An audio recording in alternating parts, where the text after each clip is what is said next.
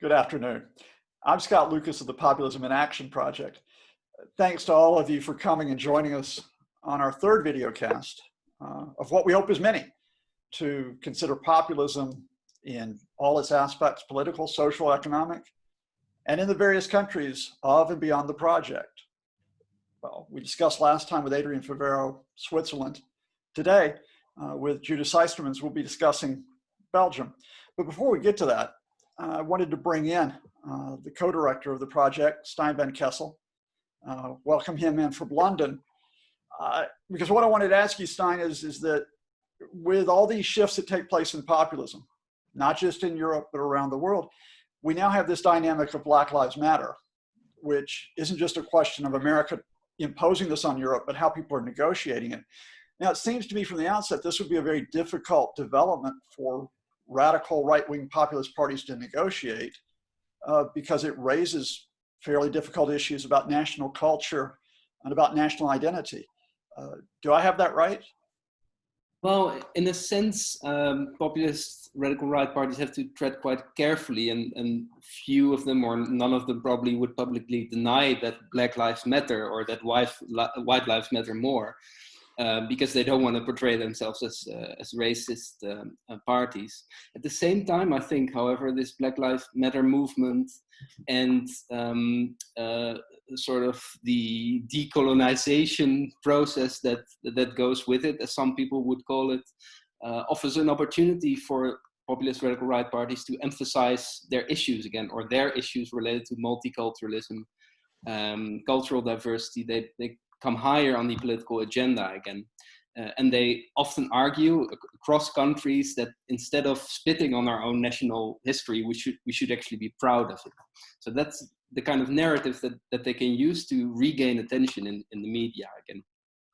And have we seen any particular party in Europe start to gain political advantage from this? Or are they merely just starting to open up the possibility of that? Well, they use it. For instance, Thierry Baudet of the Forum for Democracy in the Netherlands, he had sort of this tour around statues of key figures of Dutch colonial history, and he put flowers down at these statues. So you see that they try to actually gain attention as sort of a counter movement against what they see as the bad consequences of this Black Lives Matter movement, emphasizing that we should be proud of our national history rather than critical. I was just chatting, to pick up the Dutch example, with an American friend of mine who now has lived for some time in the Netherlands. And she said something very striking to me. She said, well, she actually finds the Netherlands to be one of the most racist societies she's lived in, not because people are overtly racist, but in fact because they pride themselves on being liberal. They pride themselves on being open. But that has meant, in fact, that race has sort of been suppressed in Dutch discussion. And she actually said this may be an opportunity now to elevate, to raise the discussion of race in the Netherlands, which would, of course, include people such as Thierry Baudet. Do you welcome that type of development with Black Lives Matter in a wider discussion, which would include populist parties? I don't know if you ask me to take a position on this issue, which I'm reluctant to do as a political scientist, but I do think, the Black Lives Matter movement has clearly put this issue very much on the political agenda, but it has also very much polarized society. So at the one hand, there are people that indeed say we need to do something about racism in our culture, and indeed they stress that society is very much, that there's a lot of racism in Western society. On the other hand, you have people that become much more defensive, and they say, well, we are proud of our national history, and we are actually not racist. Racism is a word that actually erases all discussion. So a lot of people, they don't consider themselves at all as racist in that regard. So you don't see us really getting to a consensus, say, in a place like the Netherlands, over this is going to be an ongoing debate, and even polarized argument. Yeah. It isn't ongoing debate, and some people would say it's good that this debate is now there, but so far the debate is very much polarized rather than that there's any movement towards consensus. Yeah, and the populist right is on the one side sort of protecting national heritage and railing against people that say we need to be more critical of our national history. Stein, thanks very much. I think what comes across to me is the importance of local context in dealing with issues like race and identity as they connect up with populist politics, which gives me the opportunity to bring in Judith Sijstermans. Judith is the research fellow for Belgium and its populist party, Vlaams Belang, or the Flemish Interest, as I'll try to say it in my English rather than Flemish accent. Judith, welcome. Thanks for coming to sort of give us a primer, an introduction to populist right-wing politics in Belgium. I look forward to being educated here. Thanks for having me. I wonder, I'm going to be honest, you know, I'm with all these great academics, and with you and with Stijn and with people like Danielle Albertazzi, the director of the project, and I come into it, the only thing I know about Belgian politics in recent years is they didn't have a government for a really, really long time. That's about the only thing we hear about in the UK media. So I wonder if as a start for all our viewers out there, if you could give us a little bit of an introduction to Belgian politics and the range of parties that you have, because my understanding is you have a complexity, which is this is a country with more than one language, more than one culture, and that sort of interacts with the populist phenomenon. Yeah, exactly. I think I was actually looking at how many days was it again earlier, because I was thinking, oh, everyone likes to start from that point of, oh, they didn't have a government for, I think it was 589 days. And I think, yeah, the difficulty in Belgium is that we have what we would call like communal issues, right? So issues between the communities, the Flemish community and the Wallonian community, which most people might understand as a Flemish or Dutch speaking community in the north and a French speaking community in the south. And there's also a small German speaking minority in the east.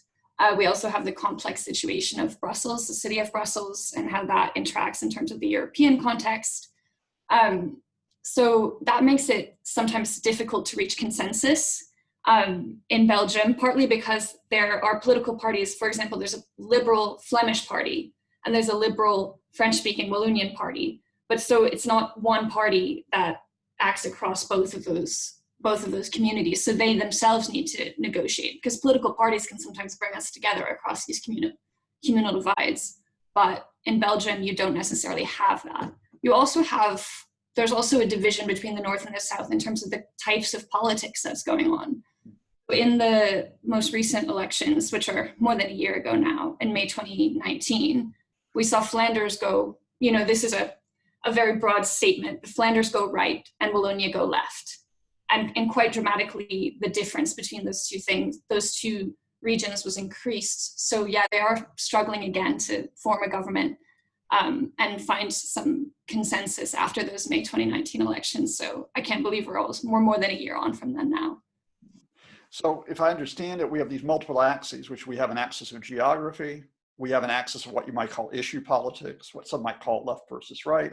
And then we have this axis of culture and language that are all working here. So when you have a suspension of ruling government for more than a year, how do you get a consensus where things take over? Is it just simply on a technocratic basis? We've just got to keep the services running, the taxes coming in, keep the transport going for everybody? Yeah, so there's kind of a caretaker government, which remains in place. And so things keep ticking over, you know. I mean, I think one of the things we learned from those 600 days is it seemed to be going quite well, although in Belgium there's some issues with the budget.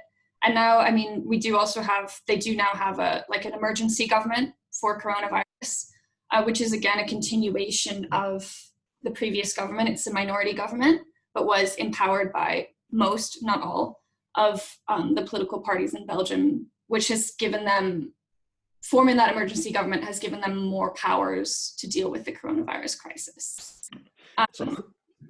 So who's in, who's out? I mean, who's in the government and who's out? Is Flemish Interest in, or is it outside the ruling coalition?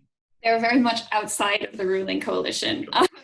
So that's also, so yeah, we have the French and the Flemish liberal parties in government.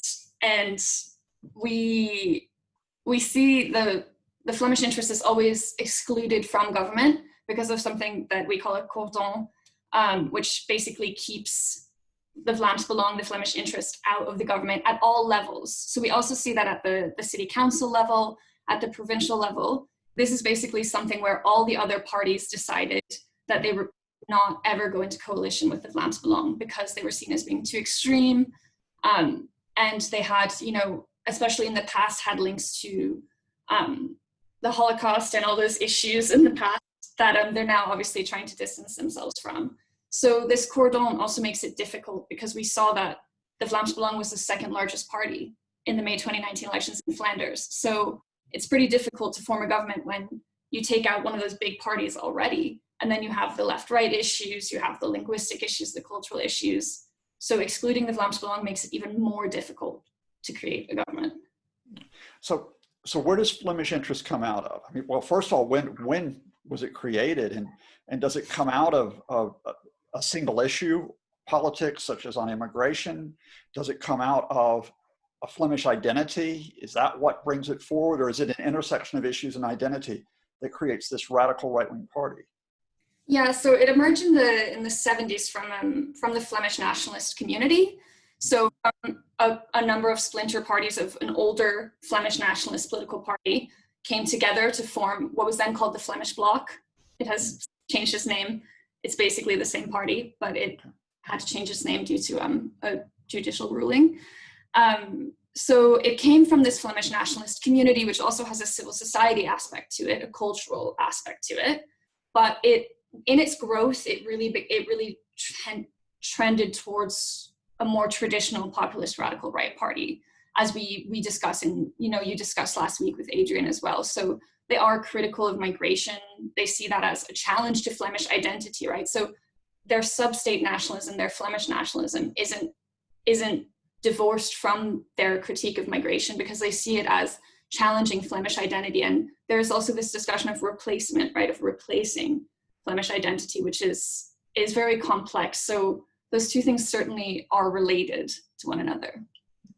And so you've said already that even the perception of how far right the party might be on an issue like immigration has led to this cordon sanitaire, to keep them out of government representation.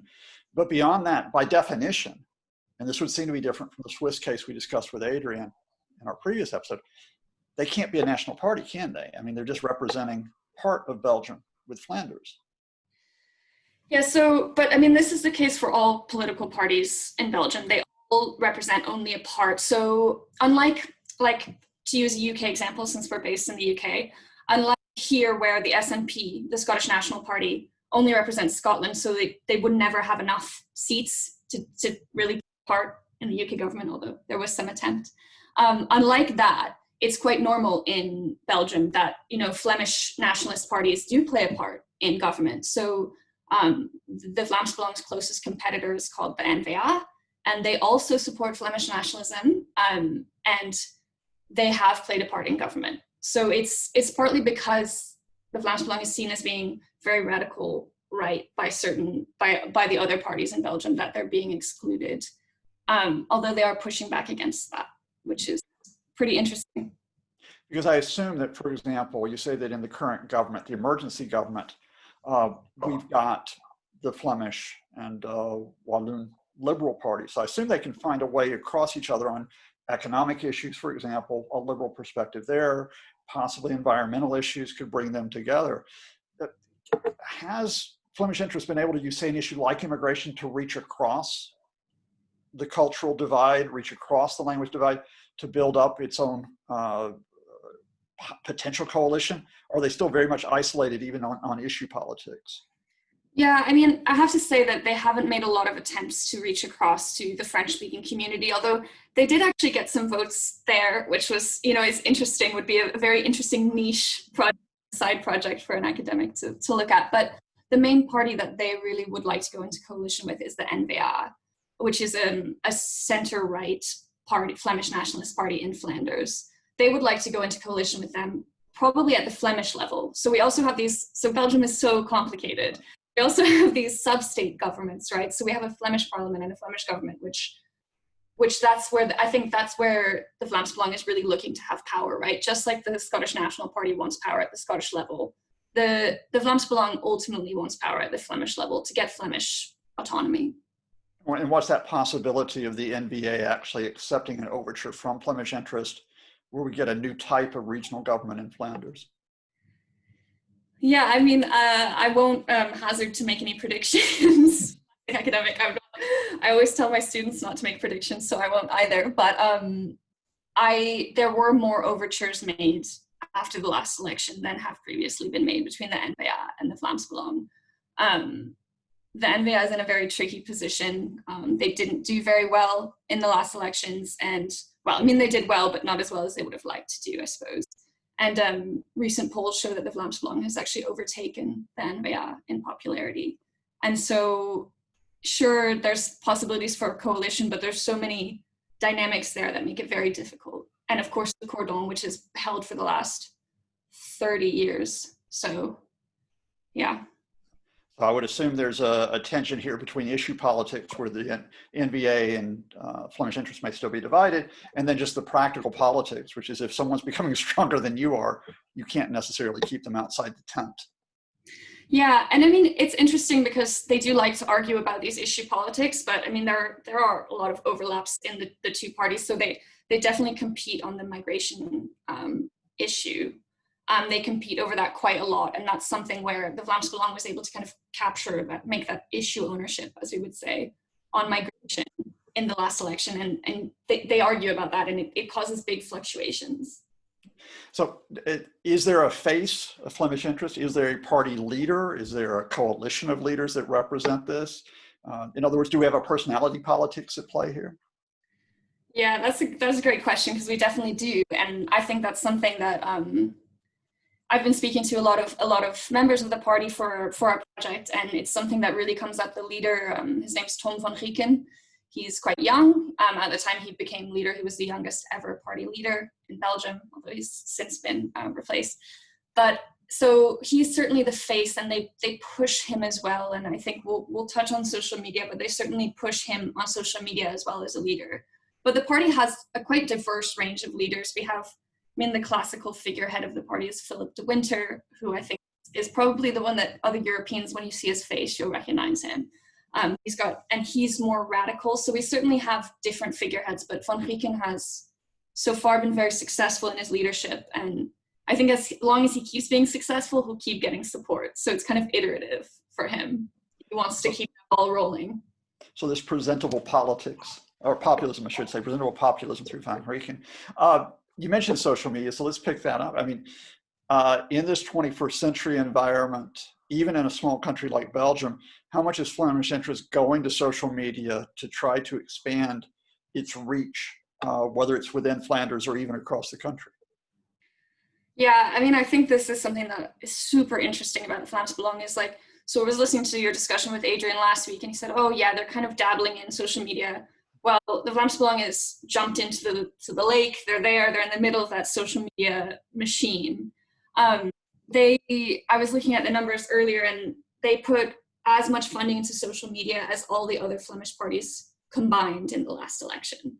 So they made what a lot of my interview respondents kind of are calling like a calculated risk to really shift most of their funding from paper materials, propaganda, to social media. So they've definitely invested in social media as a massive part of their strategy. And they also invest in lots of platforms, which I think is interesting. So Facebook, but they also, especially the young group, has started looking at Instagram, and then they've even got a TikTok, which I think is super interesting, a kind of TikTok politics, which I would love to explore more. So they also, they focus a lot on video, and I think on image, the image, as you were saying, of a kind of a presentable and a likable face, right? I think Van Grieken has a lot of charisma, and they really use video to show his charisma.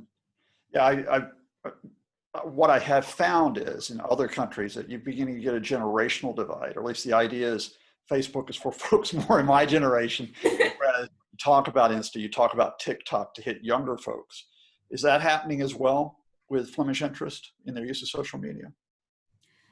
Yeah, definitely. And I think that also actually brings us back, you were asking, do they have a figurehead or whatever? They have older figureheads and younger figureheads, and they've on this concept of rejuvenation, which is something that was really something that was happening in, the lead up to the last election in 2014 when Van Grieken was elected to now. So they do have, they use Facebook for all ages, I would say, which is, I think, something that's interesting about the Vlaams Belang as well. I think there's a complete buy-in across the party on social media. So it's not just the young people who are engaging in social media. A lot of the representatives who are of an older generation have bought in to the social media politics. So I think that's something. It also shows that, you know, the party's quite centralized, and I think that central control has allowed them to use social media to its best potential, because you need to have a central, clear message. And they've really pushed that among their kind of local leaders, and those people are also really engaging in it. So I think that's interesting. There is, of course, a generational divide between Facebook, Instagram, and TikTok.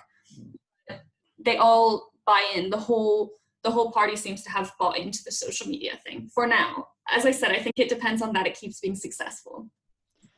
That's interesting. I mean, in the Swiss case, as we discussed with Adrian Favero, he talked more about there's more of a tension between centralized and decentralized because of the cantonal nature of Switzerland. But you're saying we don't have that with Flemish Interest, that it's not that they have to decentralize not just media, but political operations to a range of local branches. It's very much at the center that they hold this together. Yeah, so they're a very centralized party in the sense that most of the strategic decisions are being made at the center, at the party headquarters. But they also invest in what Van Grieken, the leader, likes to call local anchoring. So they invest in local branches quite a lot, the way of doing politics. And I think we'll explore in our other outputs, what does that local anchoring mean and why is that useful? But they certainly do invest in the local, but the sense that I get is that you have local figureheads who are very connected to the center as well. So we have Philip de Winter, but we also have more local ones. For example, in a place called Ninove, there's a very strong local figurehead who is also in the party executive at the center. So they kind of keep the local leaders always connected to the center. So they have a kind of cohesive vision for now. I mean, the party underwent a lot of strife, and I think that's why they're being so careful about being centralized. So with this local anchoring, how much is social media complementing or working with face-to-face politics, politics on the doorstep? Yeah, I mean, they're really complementary. And, when I first started, doing these interviews that we've been undergoing, I thought, oh, they're just going to talk about social media, but actually they talk a lot about face-to-face contact as well. And actually the information that they get through social media, they feed into face-to-face contact. So they might get someone's contact details using a social media platform, using their website, and then they go and visit them. So they actually, the people who work in the local branches do a lot of, that's a huge amount of labor, free labor that they're providing the party, right? To go and visit people face to face, which I think is fascinating. And they're also engaging in canvassing, which is something we see here in the UK, i.e., door-to-door politics, going and knocking on someone's door and saying, will you vote for me? Identifying where your support is, mobilizing your support, which is something that isn't as popular on the continent.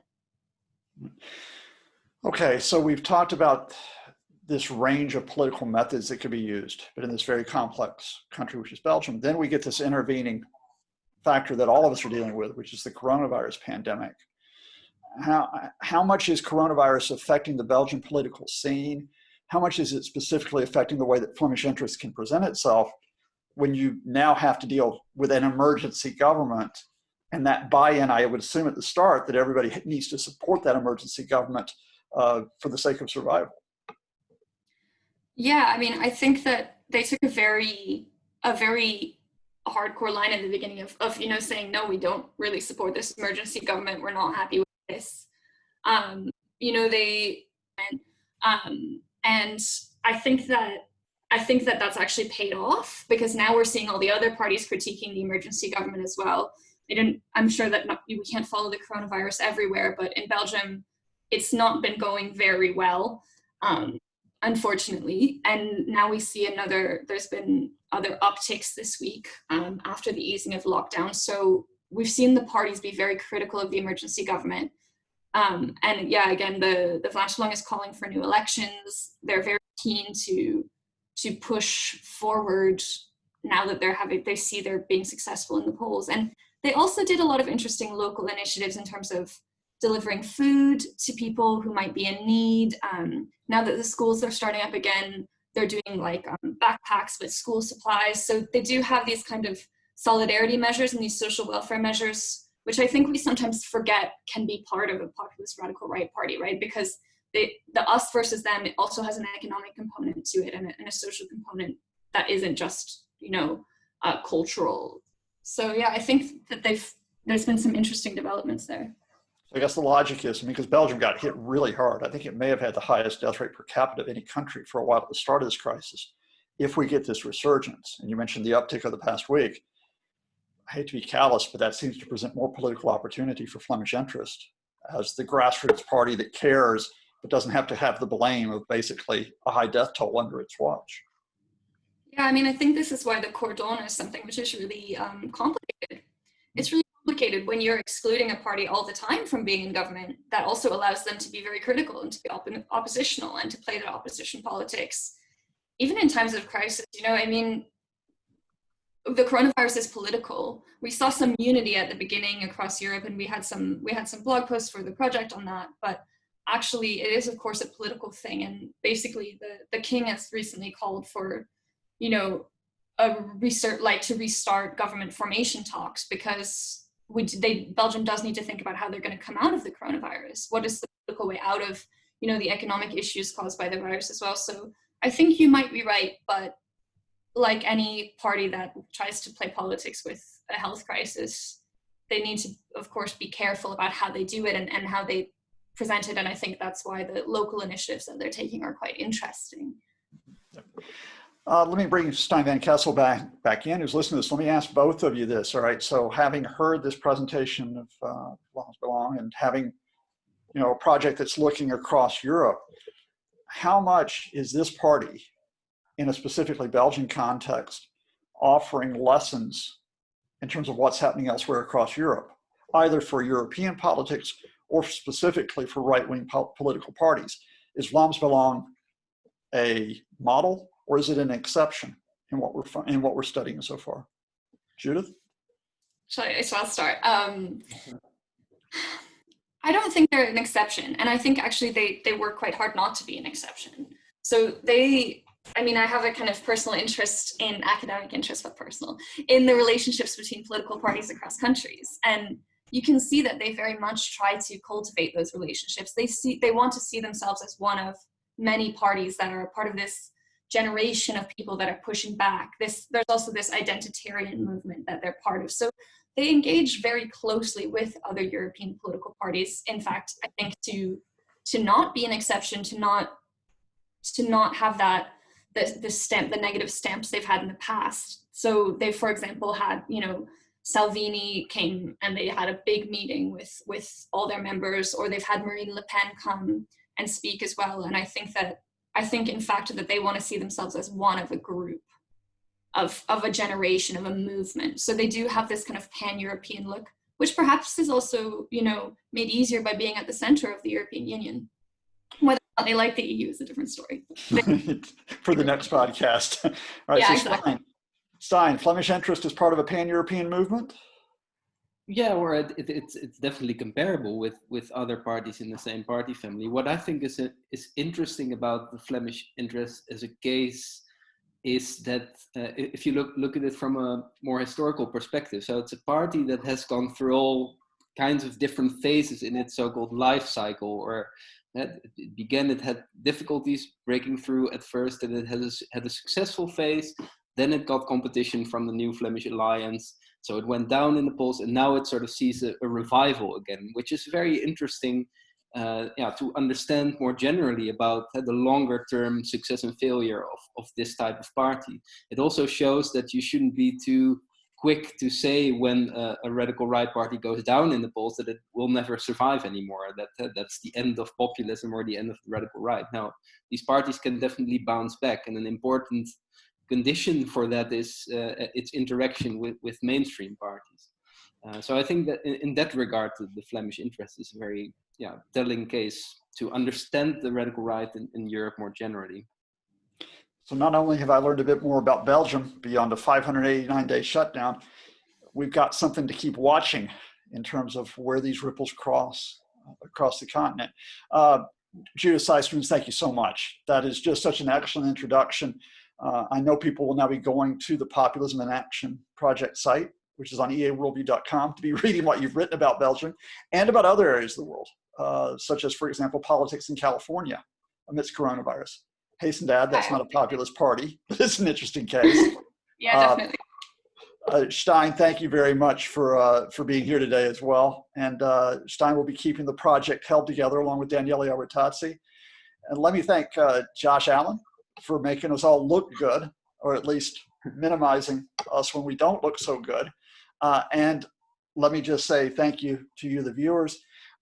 Remember, the Populism in Action Project is at eaworldview.com. It's funded by the Economic and Social Sciences Research Council. Thanks very much to them. Thanks to the University of Birmingham for hosting us. And y'all stay safe out there, stay sane, and we'll be seeing you soon with the next PiAP video cast. Take care.